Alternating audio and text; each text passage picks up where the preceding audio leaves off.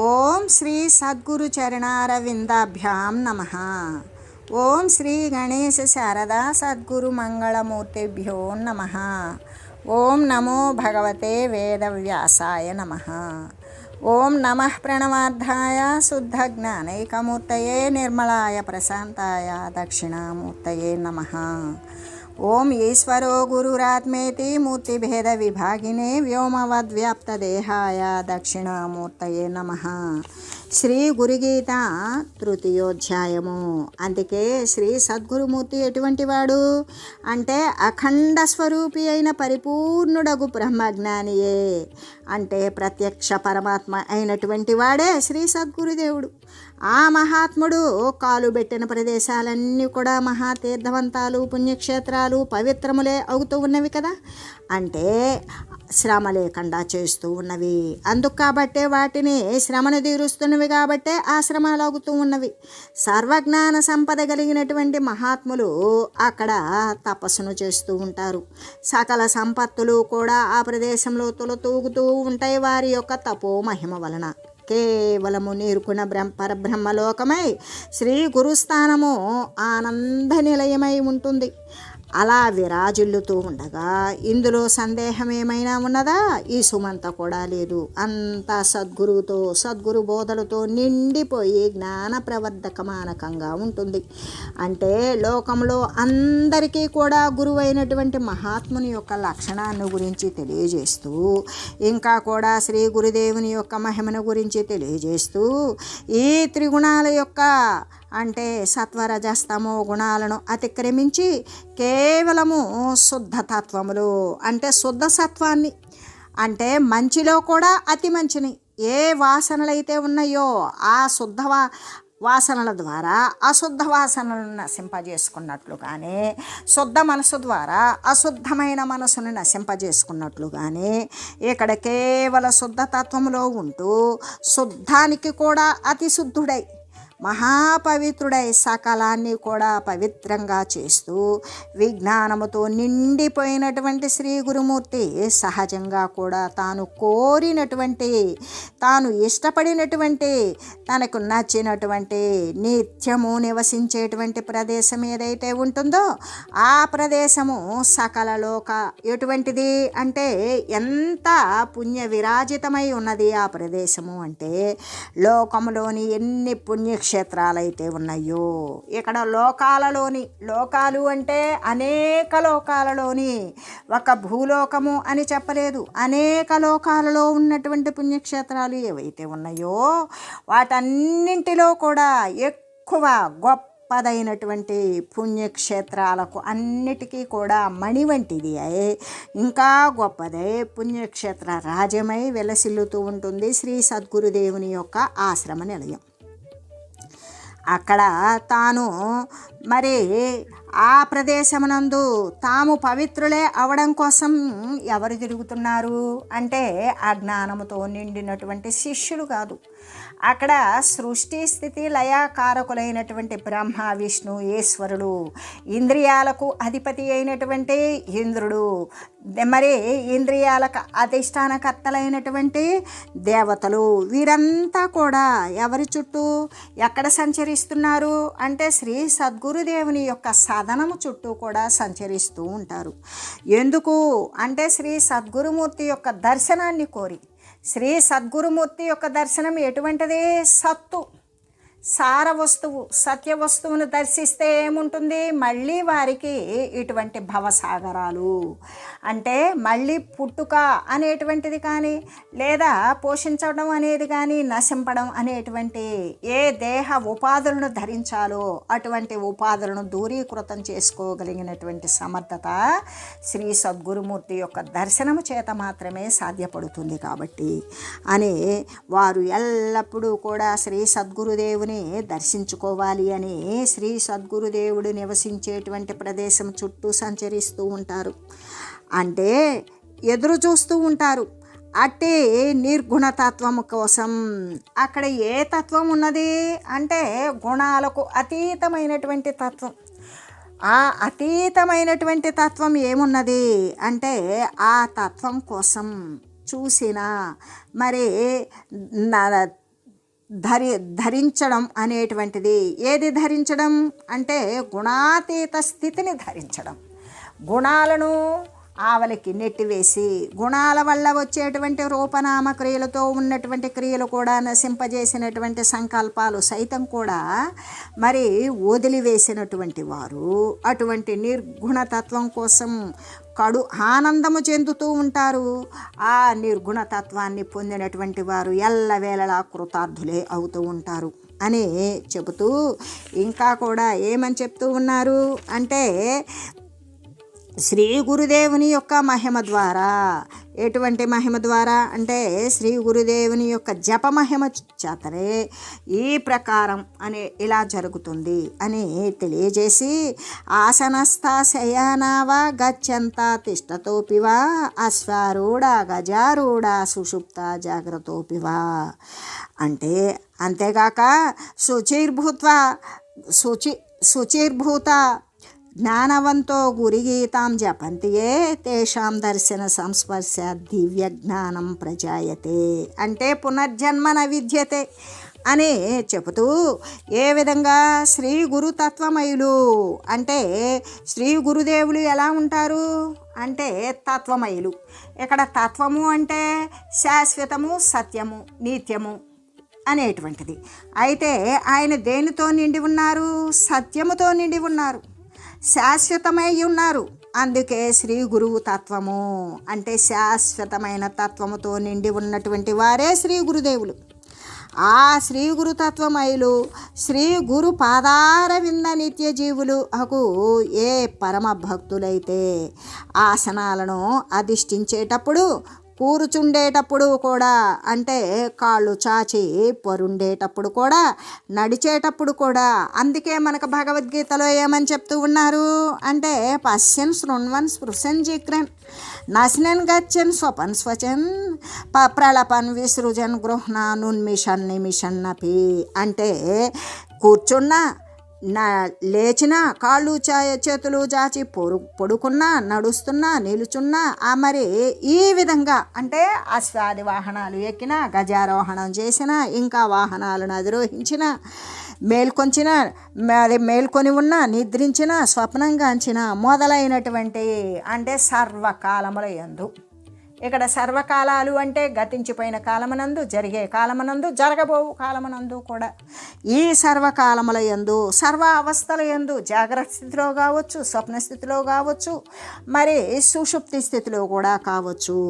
వీటి యందు సర్వేంద్రియ వ్యాపారాల యందు, ఇంద్రియ వ్యాపారాలు, ఇంద్రియాల యొక్క కదలిక యందు, ఇంద్రియాలు చేసేటువంటి క్రియాకలాపాల యందు కూడా, నిర్వ్యాపార స్థితి యందు కూడా పోనీ ఇంద్రియాలను, అవయవాలను కదిలించాల, అట్లా పడేసాం. ఆ స్థితిలో ఉన్నప్పటికీ కూడా శుచిర్భూతులై శుచిత్వంతో కూడుకొని, ఎటువంటి శుచి? శారీరక శుచి అనుకుంటాం మనం. ఇక్కడ అంతరేంద్రియ శుచి కావాలి, మానసికమైనటువంటి శుచిర్భూతులై ఎలాంటి ఇతరమైనటువంటి సంకల్పాలు లేకుండా మరి కేవలము తదేక ధ్యాన నిష్ఠాపరులై శ్రీ గురుతత్వాన్ని మాత్రమే తెలుసుకొని భావిస్తూ తన్మయుడై ఉన్నటువంటి శ్రీ గురుగీతను జపిస్తూ ఉన్నారు. అటువంటి వారు శ్రీ గురుదేవుడు అనే పరవస్తువు తప్ప మరి ఒకటి భావింపని వాడే, దాని యందే శరణులై ఏకాంత భక్తులై ఉంటూ ఉన్నారు. అటువంటి అఖండ పరిపూర్ణ జ్ఞానస్వరూప పరమైకాంత గురుభక్తులను సందర్శించినందువల్ల కూడా, లేక స్పృశించినందువల్ల కూడా దివ్యమైనటువంటి ఆత్మజ్ఞానం కలుగుతూ ఉంటుంది. ఇక్కడ ఆత్మజ్ఞానం దేనివల్ల కలుగుతుంది అని చెప్తూ ఉన్నారు అంటే శ్రీ గురు తత్వమయులు. శ్రీ గురువు ఎటువంటి తత్వమయులు? శాశ్వతమైన సత్యముతో నిండి ఉన్నటువంటి వారు, శాశ్వతమైన వారు. శ్రీ గురు పాదారవింద నిత్య జీవులు ఎల్లవేళలా కూడా శ్రీ సద్గురుమూర్తి యొక్క పాదాలను మరి ఎల్లవేళలా నమస్కరించేవారు, ఆ పదాలను స్మరించేవారు. ఏ జ్ఞానబోధకాలై వాగీంద్రియం ద్వారా అమృత సుధా అంటే సుధారసమైనటువంటి ఆ పదాలు ఎప్పుడైతే వెలువడతాయో అటువంటి ఆ జ్ఞానబోధకాలను చక్కగా పట్టుకొని దాని అందే నిత్య జీవితం వెళ్ళదీసుకునేటువంటి వారు ఏ పరమ భక్తులైతే ఉన్నారో అటువంటి వారు, అంటే శ్రీ గురుదేవుని యందు అటువంటి అఖండమైన అత్యంతమైనటువంటి మరి భక్తి ప్రపత్తి కలిగినటువంటి విశ్వాసంతో కూడి ఉన్నటువంటి వారు శాశ్వత జీవులే కదా. అటువంటి నిత్య జీవులైనటువంటి వారు ఏ పరమ భక్తులైతే ఉన్నారో, పరమ భక్తులకు మాత్రమే ఇటువంటిది ఉంటుంది. భక్తులు కానటువంటి వారికి చెప్పేటువంటి ప్రశ్నే లేదు.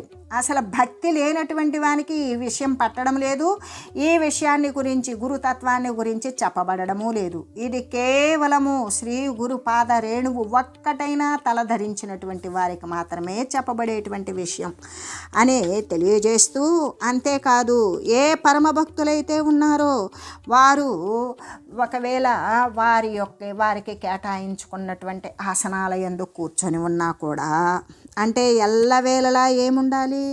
శ్రీ గురుదేవుని యొక్క గానమే ఉండాలి. శ్రీ గురుదేవు బోధనాపూర్వకమైనటువంటి జ్ఞానాన్ని ఏదైతే తెలియజేశారో దాని యందు తత్పరులై ఉండాలి. అంటే ఆ తత్పరత దేని యందు ఉండాలి అంటే వాడు కూర్చున్నా లేదా ఆసనాలను అధిష్ఠించిన వాడికి కేటాయించబడినటువంటి ఆసనాల యందు వారు అక్కడ అధిష్ఠించి ఉన్నా, లేదు కూర్చున్నప్పుడైనా, మరి కాళ్ళు చేతులు చాచి పడుకున్నప్పుడైనా, అంతేకాదు ఇంకా నడుస్తున్నా నిలుచున్నా, శ్వాస తీసుకుంటూ ఉన్నా, నిద్రిస్తున్నా, స్వప్నం చేస్తూ ఉన్నా, మెలుకుతూ ఉన్నా, అంటే సర్వకాల సర్వావస్థల యందు సర్వక్రియల యందు కూడా వాడు ఏం చేస్తూ ఉంటాడు అంటే శ్రీ గురుమూర్తి చెప్పినటువంటి జ్ఞాన విషయాలు యందు వాడు పరివ్యాప్తమై ఉంటాడు. ఈ చేసేటువంటి క్రియ శరీరానికి అవసరమైనటువంటి క్రియ అవి చేసుకుంటూనే ఉంటాడు.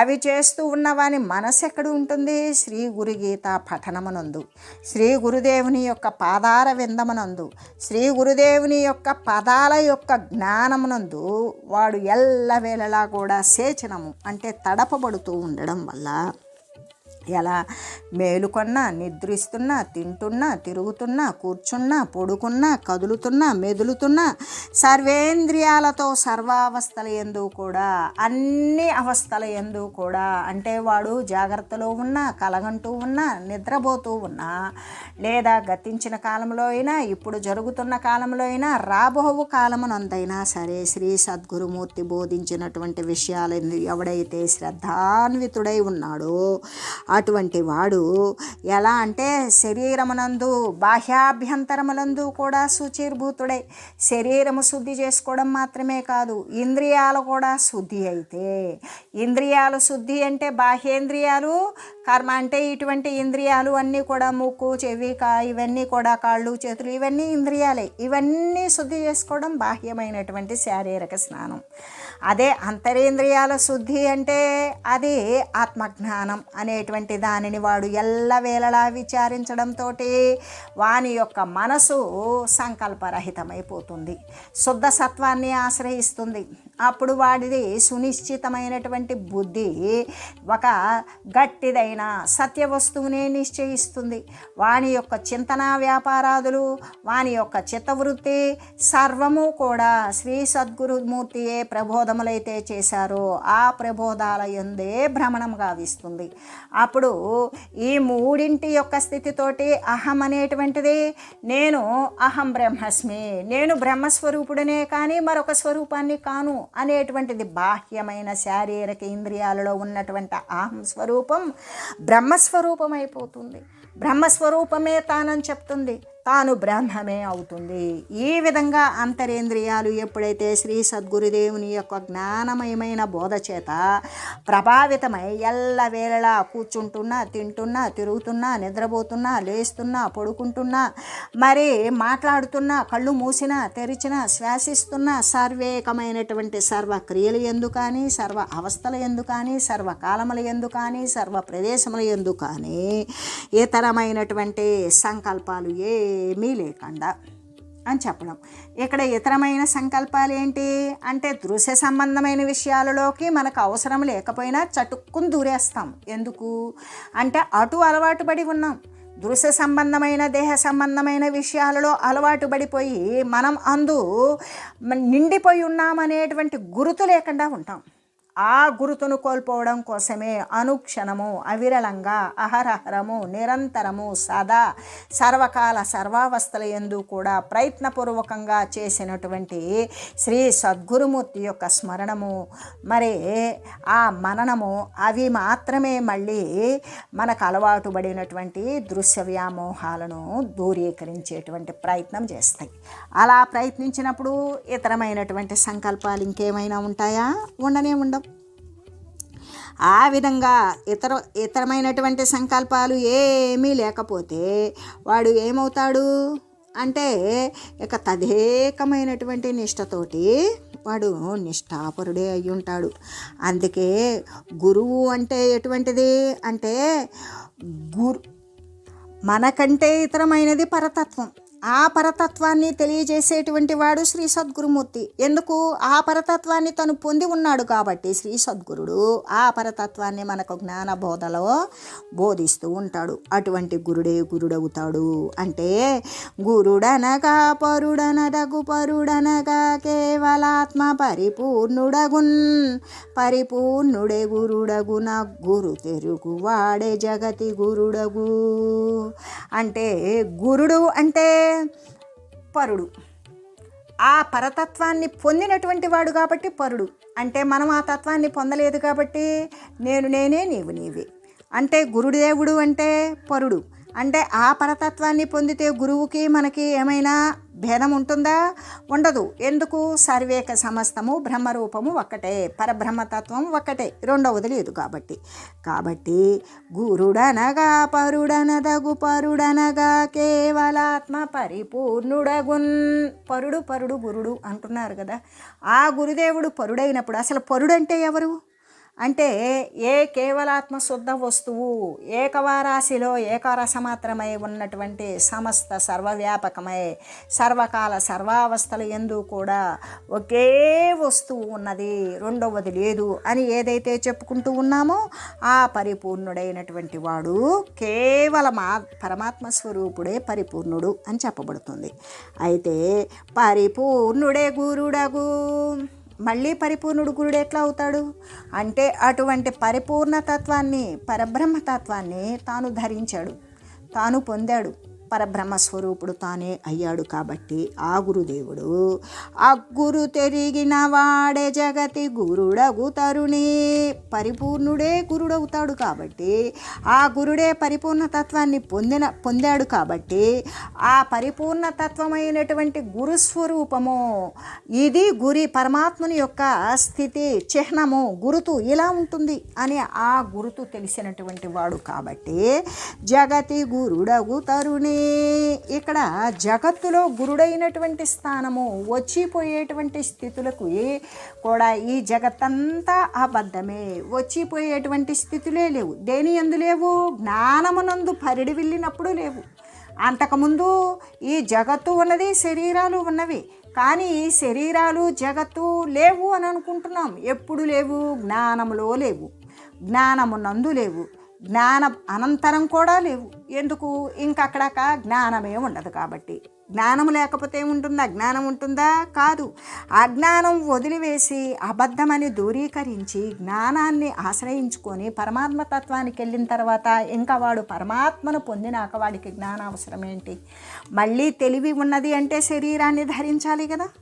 ఆ విధంగా ఉండేటువంటి గురుతత్వము అంటే ఆ గురుతత్వమే గురుతత్వము కానీ ఇతరమైనది కానే కాదు. అటువంటి శ్రీ సద్గురుమూర్తి విషయాన్ని ఇతరమైనటువంటి సంకల్పాలు ఏమీ లేకుండా తదేక ధ్యాన నిష్ఠాపరులే.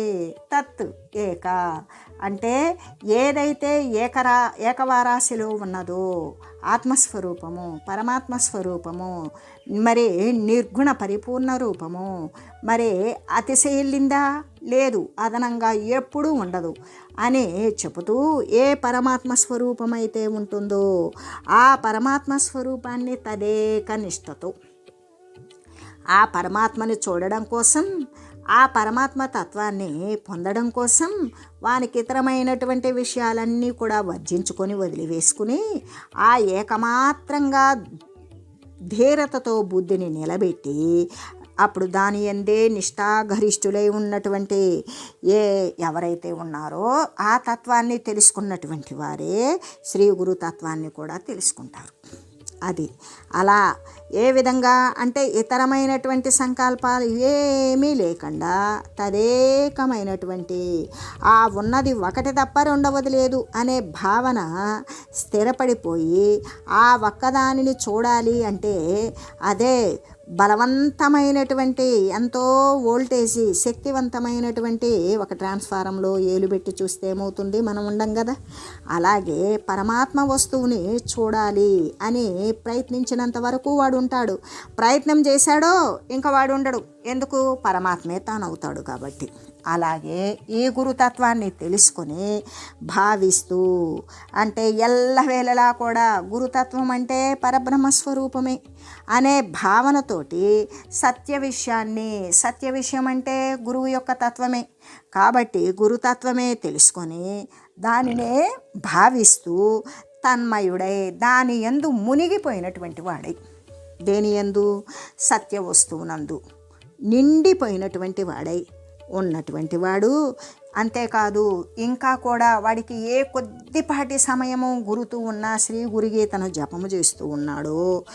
అంతే, శ్రీ గురుగీతను జపము చేస్తూ ఇంకా కూడా శ్రీ గురుదేవుడు అనేటువంటి పరవస్తువు తప్ప మరొకటి లేనే లేదు అనే ఇంకొక వస్తువుని భావింపని వాడే శ్రీ గురుమూర్తినే ధ్యానిస్తూ శ్రీ గురుగీతనే మరి మననం చేస్తూ పఠిస్తూ తదేక శరణులై దానినే శరణని నమ్మి ఉండి దానికోసం ప్రయత్నం చేసేటువంటి ఏకాంత భక్తులు ఎవరై ఉంటూ ఉన్నారో అటే అఖండమైనటువంటి పరిపూర్ణ జ్ఞానస్వరూపము ఏ విధంగా ఉంటుందో అఖండమైనటువంటి పరిపూర్ణ జ్ఞాన స్వరూప పరమై ఏకాంత గురుభక్తులను అటువంటి గురుభక్తులను ఎవరైతే సందర్శిస్తారో లేదా స్పృశిస్తారో వారికి అంటే దర్శన స్పర్శనాలే చాలు కదా, అలా చేసినటువంటి వారికి దివ్యమైనటువంటి ఆత్మజ్ఞానమే కలుగుతూ ఉంటుంది అని తెలియజేస్తూ ఓం మంగళం శ్రీ గురుదేవాయ మహనీయ గుణాత్మనే సర్వలోక శరణ్యాయ సాధురూపాయ మంగళం. ఓం లోకా సమస్త సుఖినో భవంతు. ఓం శ్రీ సద్గురు పరబ్రహ్మార్పణమస్తు. ఓం తత్సత్.